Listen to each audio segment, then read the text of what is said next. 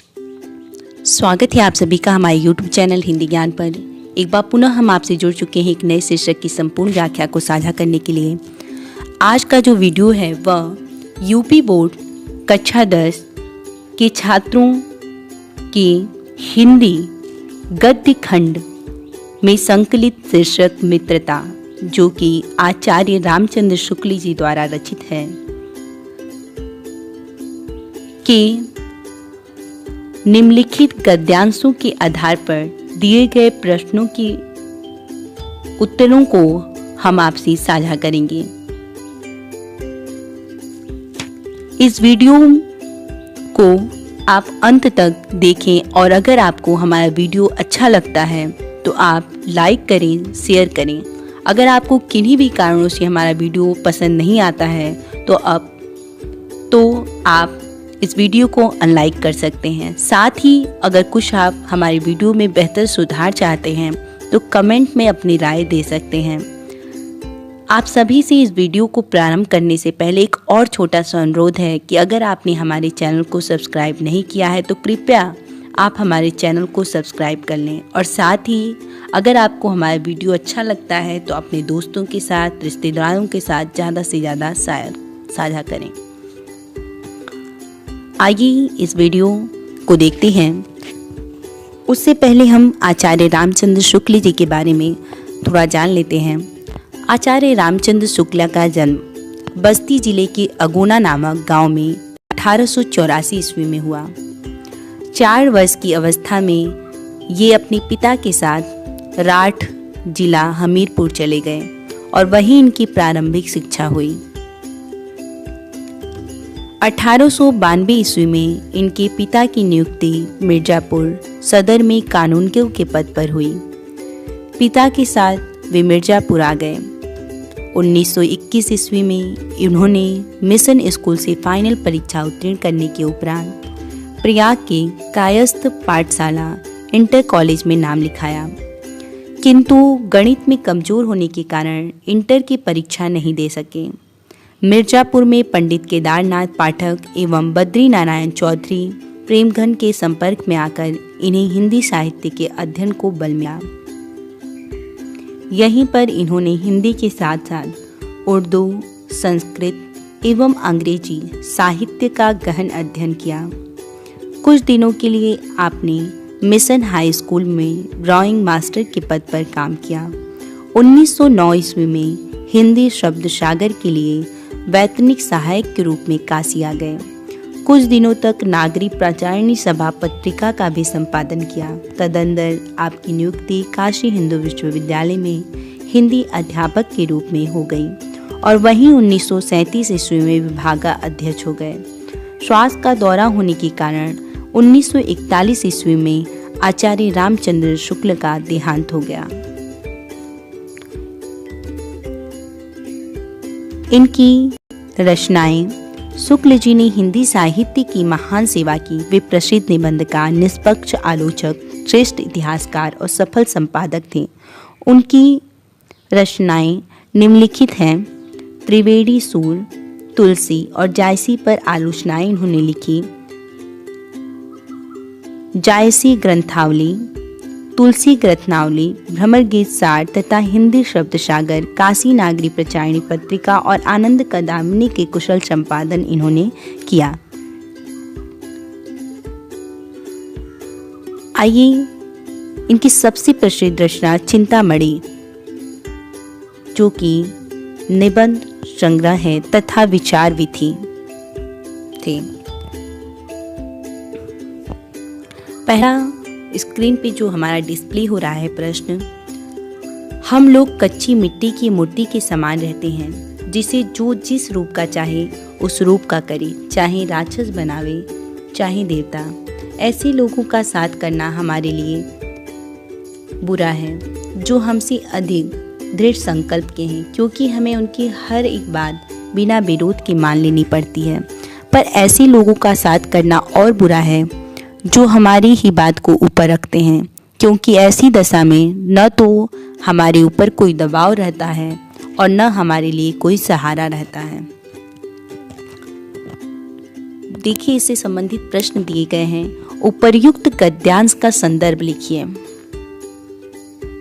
ऐसा परीक्षाओं में जो गद्यांश पूछे जाते हैं उसके लिए 6 अंक निर्धारित होते हैं। तो हम इस वीडियो में आपको उन 6 अंक प्राप्त करने में मदद करने के लिए इस वीडियो को बना रहे हैं।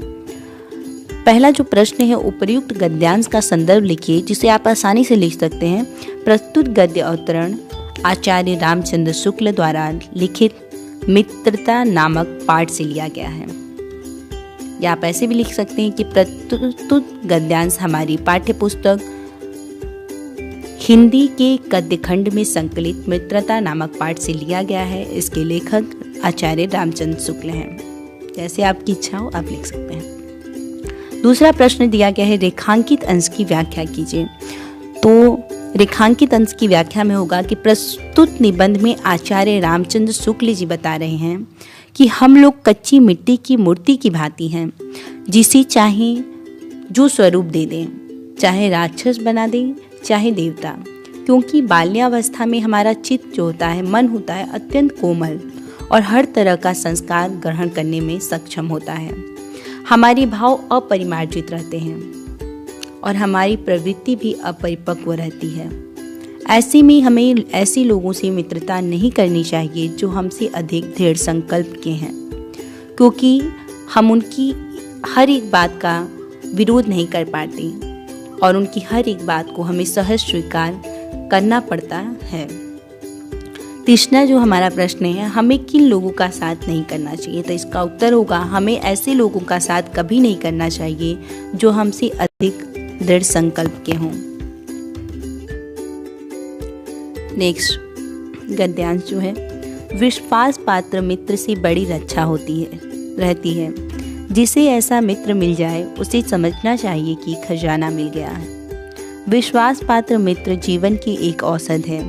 हमें अपने मित्रों से यह आशा रखनी चाहिए कि वे उत्तम संकल्पों से हमें दृढ़ करेंगे, दोषों और त्रुटियों से हमें बचाएंगे, हमारी सत्य, पवित्रता और मर्यादा के प्रेम को पुष्ट करेंगे।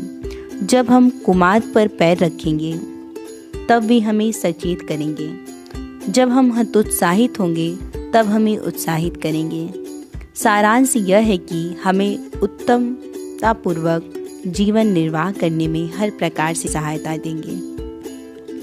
सच्ची मित्रता में उत्तम से उत्तम वैद्य की सी निपुणता और परख होती है। अच्छी से अच्छी माता का सा धैर्य और कोमलता होती है। ऐसी ही मित्रता करने का प्रयत्न प्रत्येक पुरुष को करना चाहिए। अब जो प्रश्न दिए गए हैं कि उपर्युक्त गद्यांश का संदर्भ लिखिए। दूसरा जो प्रश्न दिया गया है कि गद्यांश की रेखांकित अंश की व्याख्या कीजिए।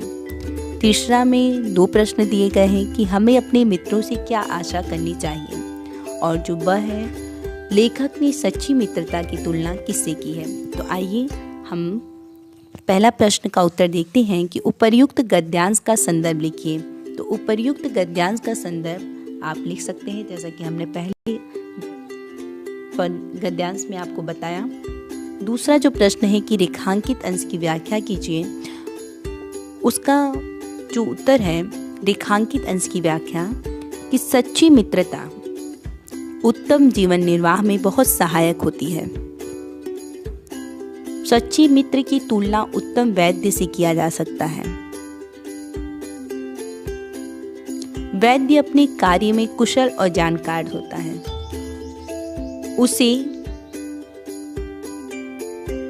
उसी तरह कहते हैं कि जिस प्रकार वैद्य अपने कार्य में कुशल और जानकार होता है, उसी तरह सच्चा मित्र अपने मित्र की अच्छाई और बुराइयों को परख कर कुशलता पूर्वक बुराइयों से मुक्त कराने और उसकी अच्छाइयों को बढ़ाने में सहायक होता है। इतना ही नहीं, अच्छा मित्र अच्छी माँ सा धैर्यवान होता है, व्यवहार में कोमल होता है, वह मित्र को कैसी भी परिस्थिति में दुखी नहीं देख सकता। प्रत्येक व्यक्ति को ऐसी ही मित्रता करने का प्रयास करना चाहिए। अगला जो प्रश्न है कि हमें अपने मित्रों से क्या आशा करनी चाहिए, तो इसका उत्तर होगा कि हमें अपने मित्रों से आशा करनी चाहिए कि वे हमारे दोषों, त्रुटियों से हमें सतर्क करें, बचाएं तथा हमें सत्य और मर्यादा के भाव से पुष्ट करें। सदैव कुमार्ग के प्रति सचेत करें और कर्मशील बनने में उत्साहित करें। अगला जो प्रश्न है, लेखक ने सच्ची मित्रता की तुलना किससे की है? तो लेखक ने सच्ची मित्रता की तुलना उत्तम वैद्य से की है।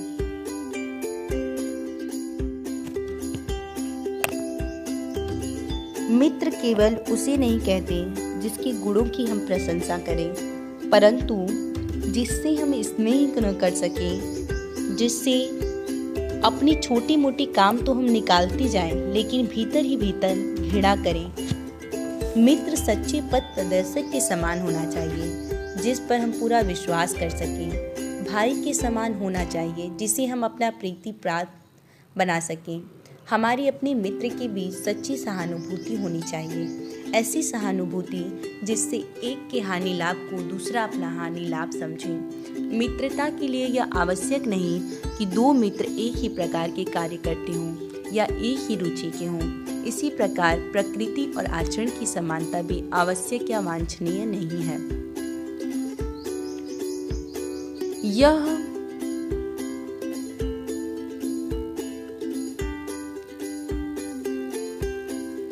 और वांछनीय नहीं है। चलिए, इसके जो रेखांकित अंश की व्याख्या है वो इस प्रकार है कि आचार्य रामचंद्र शुक्ल कहते हैं कि केवल प्रशंसनीय व्यक्ति को हम सच्चा मान लें तो यह बड़ी भूल होगी। मित्रता में स्नेह होना प्राथमिक आवश्यकता है। जिससे हम स्नेह न कर सके वह कदापि मित्र नहीं है। भले ही उसके कई गुणों से प्रभावित होकर हम उसकी प्रशंसा करते फिरते रहें और उससे अपने छोटे मोटे काम निकालते रहें, किंतु ऐसे व्यक्ति से हम मन ही मन ईर्ष्या करें, उसकी हानि की कामना करें, जिसे हम मन ही मन घृणा करते हैं, उसे कैसे हम मित्र कह सकते हैं? सच्चा मित्र तो हृदय के बहुत निकट होता है। जैसे एक पथ प्रदर्शक सही रास्ता बताता है, वैसे ही सच्चा मित्र जीवन को सच्चे मार्ग की ओर प्रेरित करता है। जिस पथ पर चलकर मित्र उन्नति के शिखर पर पहुंचता है। मित्रों के बीच परस्पर सहानुभूति होती है, परस्पर विश्वास होता है। मित्र तो भाई के समान होता है। गहरी एकता होती है, वही प्रिय पात्र होता है। अतः मित्रों के बीच इतनी गहरी सहानुभूति और प्रेम होना चाहिए कि वे एक की हानि और लाभ को अपना हानि लाभ समझ सकें। मित्र की हानि तो अपनी हानि, मित्र का लाभ तो अपना लाभ समझना और अनुभव करना सच्चे मित्र की पहचान है। मित्रता के लिए रुचि की समानता या कार्य समानता आवश्यक नहीं है। इसी तरह प्रकृति और आचरण की समानता भी आवश्यक नहीं है। अगर इससे प्रश्न पूछे जाते हैं कि रेखांकित अंश की व्याख्या कीजिए तो आप इतना लिख सकते हैं। और अगर आपसे यह पूछा जाता है कि उपर्युक्त गद्यांश का संदर्भ लिखे तो आपको हमने पहले वीडियो में बताया, आप उसे लिख लें अपने नोटबुक पर और आसानी से आप लगातार ऐसे ही पूछे जाएंगे कि उपर्युक्त गद्यांश का संदर्भ लिखिए, जिसे आप आसानी से, एक बार हमने बता दिया है पहले ही गद्यांश पे, तो उसे आप लिख सकते हैं। और साथ ही अगर आपसे एक प्रश्न किया जाता है कि हमारे और हमारे मित्र के बीच कैसी सहानुभूति होनी चाहिए, तो इसका उत्तर होगा कि सच्चा, स्नेही, विश्वासी, कल्याणी, कामना करने वाला, दुख में साथ देने वाला, उन्नति के लिए सच्चे रास्ते पर प्रेरित करने वाला आत्मीय व्यक्ति को ही हम क्या कह सकते हैं, मित्र कह सकते हैं। तो हमारे और हमारे मित्र के बीच कैसी सहानुभूति होनी चाहिए? तो जो हमारे कल्याण की कामना करे और दुख में साथ देने वाला हो तथा उन्नति के रास्ते पर हमें ले जाने वाला हो, ऐसे ही सहानुभूति हम दोनों के बीच में होनी चाहिए। चलिए, आज के लिए बस इतना ही। आगे भी हम इस शीर्षक के रेखांकित अंशों की व्याख्या और उससे संबंधित प्रश्नों को साझा करेंगे, जो कि परीक्षाओं में 6 अंक के पूछे जाते हैं। हम इसे पूरा बताने का प्रयास करेंगे। अगर आपको फिर भी किन्हीं कारणों से हमारा वीडियो में कोई भी दिक्कत हो रहा हो तो आप कमेंट बॉक्स में अपनी राय दें, ताकि हम आपके लिए कुछ बेहतर बना सकें। जय हिंद, महादेव।